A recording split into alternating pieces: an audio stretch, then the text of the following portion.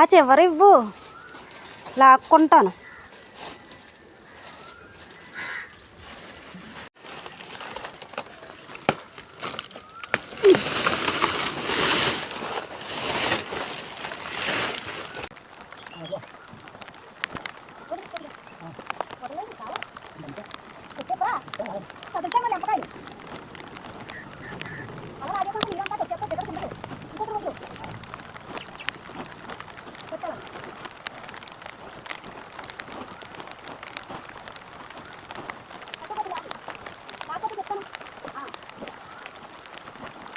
చినుకులు అయితే ఇంకా ఎక్కువైనాయి. ఫాస్ట్గా అయితే వేస్తున్నాను.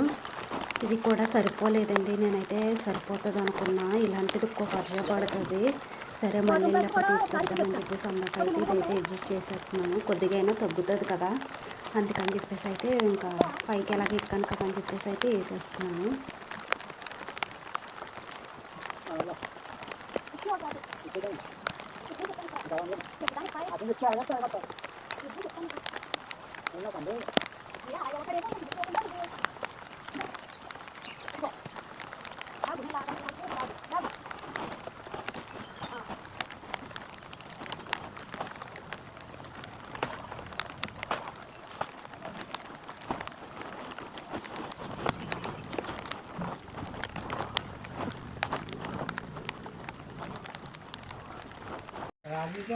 ఇక్కడ ఎగరకుంటే ఇట్టాను. మధ్యాహ్నం 3 గంటలకైతే అన్నం అది తినేసి గిన్నెలు తోమేసి మళ్ళీ టీ అయితే తాగేసి అయితే గడ్డకు వచ్చానండి. ఇన్ని పనులు చేసుకుంటామాట రోజు. నేనైతే ఒక్కదాన్ని అయితే పరిగెడతాను. ఎవరైనా తోడుంటే బాగున్నా, ఒకరింటి దగ్గర చేసినా ఒకరిలా బయట చేసుకోవచ్చు అనిపిస్తుంది ప్రతిరోజు. అమ్మ జీవితం ఎందుకురా బాబు అనిపిస్తుంది ఒక్కొక్కసారి. కష్టపడినా సరే ఫలితం ఉండదు అనిపిస్తుంది. చూడండి ఆకాశం ఎంత బాగుందో, చినుకులు అయితే తగ్గినాయి. ఎంత ఓపిక లేకపోయినా సరే పని మాత్రం బాగానే చేసేస్తాను. అదేంటో అర్థం కాదు.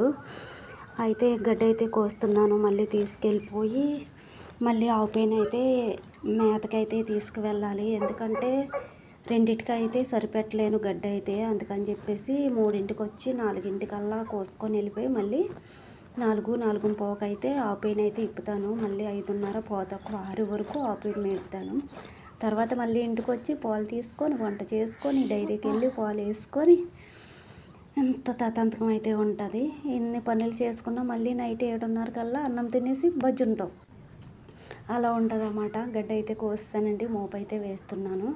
ఇక్కడ ఒక బాబు ఉన్నాడు. ఆ బాబుని అయితే పిలుస్తాను మోపెత్తడానికి. చాలా అంటే ఎక్కువ కోసాను.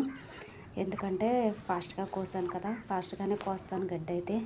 ఓకే ఫ్రెండ్స్, వీడియో నచ్చితే కనుక లైక్ చేయండి, సబ్స్క్రైబ్ చేసుకోండి, అలాగే కామెంట్ చేయండి ఫ్రెండ్స్. మీరు సపోర్ట్ చేస్తుంటే ఇంకా నాకైతే వీడియోస్ చేయాలని అయితే ఉంటుంది. ప్లీజ్ సపోర్ట్ చేస్తారని అయితే మనస్ఫూర్తిగా కోరుకుంటున్నాను. మోపు అయితే కడుతున్నాను అన్నమాట. బాబుని అయితే పిలిచాను, వస్తున్నాడు. మోపు అయితే ఎత్తుతాడు. ఇంటికైతే వెళ్ళిపోతాను. ఉన్న పనులు అయితే చేసుకుంటా.